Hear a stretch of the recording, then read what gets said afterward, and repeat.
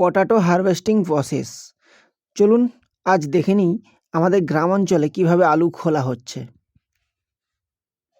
কীভাবে প্যাকেটিং হচ্ছে এবং কীভাবে স্টোরে যাচ্ছে। তো এখানে দেখতে পাচ্ছি একজন মানুষ নাঙল দিয়ে আলু খুলছে। তো আলু খোলার পর অসংখ্য শ্রমিক এখানে একসাথে ধামা নিয়ে আলু গোড়াচ্ছে। দেখুন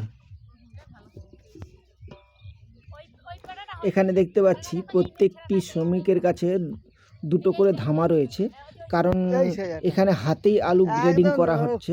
কুচো আলু আলাদা এবং বড় আলু আলাদা করে নেওয়া হচ্ছে। এখানে কুচো আলুগুলো বস্তায় ভরে নেওয়া হচ্ছে এবং বড় আলুগুলো ধামা বা ধামিতে ভরার পর জমিতেই এক জায়গায় বড় করে স্টোর করা হচ্ছে।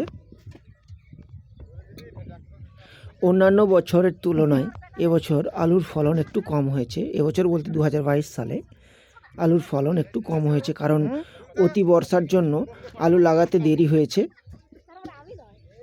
সেই জন্য আলুর ফলন একটু কম হয়েছে। হ্যাঁ, তুলে নিচ্ছি।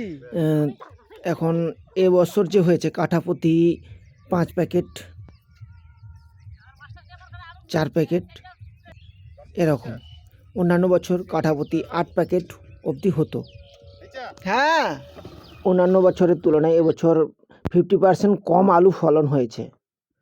এই যে দেখুন এইভাবে বস্তা হচ্ছে, প্যাকেটিং হচ্ছে 51 কেজি করে। প্যাকেটিংয়ের পর এবার সাইকেলে লোড করে নিয়ে গাছের তলায় যেখানে ছাওয়া জায়গা আছে বা রোডের সাইডে সেখানে স্টোর করা হবে। সেখান থেকে গাড়ি ভরে 10 চাকা গাড়ি ভরে স্টোরে।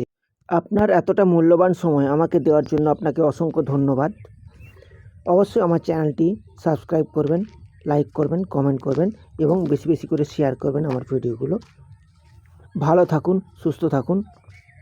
আমার পরবর্তী ভিডিও আপডেট পাওয়ার জন্য অবশ্যই আমার চ্যানেলটি সাবস্ক্রাইব করবেন, লাইক করবেন, শেয়ার করবেন বেশি বেশি করে এবং কমেন্ট করবেন। ধন্যবাদ।